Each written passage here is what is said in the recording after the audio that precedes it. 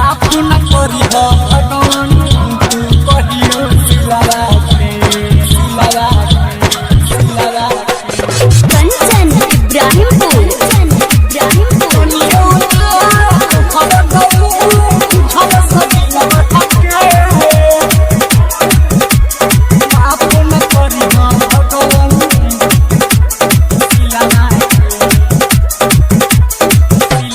तनियो ना तोहर तऊ बुझल सदिलवा के तनियो ना तोहर तऊ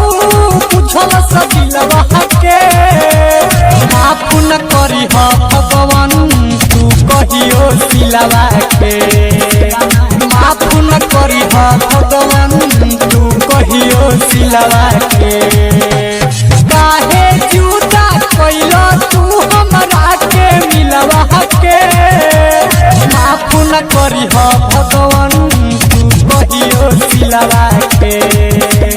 माफ न करी हो भगवान तू कहियो सिलवा के सनिया रिकॉर्डिंग स्टूडियो कटसा माफ न करी हो भगवान कंचन इब्राहिमपुर माफ न करी हो भगवान कहियो सिलवा के हाँ पहिले तो हमारा खातिर पल पल मरे अब तो देखते हमरा के लागे जरे हाँ हाँ पहिले तो हमारा खातिर पल पल मरे अब तो देखते हमरा के लागे जरे अब तो देखते हमारा के लागे जरे भूल बना देले पिया ऐसन खिलवा के माफ न करी हो भगवान तू कहियो सिलवा के माफ न करी हो भगवान तू कहियो सिलवा के कहियो सिलवा के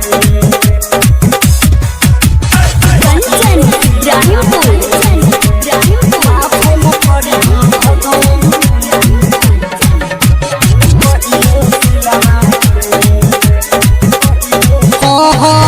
याद बरियावतिया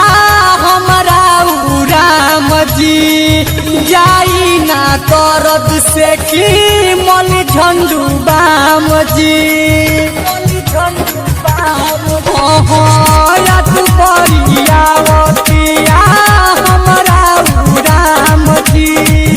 जाई ना दर्द से की मल झंडू बाम जी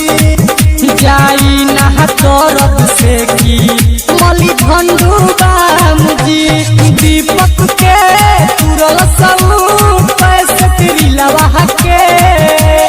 माफ न करी हो भगवान तू कहियो सिलवा के माफ न करी हो भगवान तू कहियो सिलवा के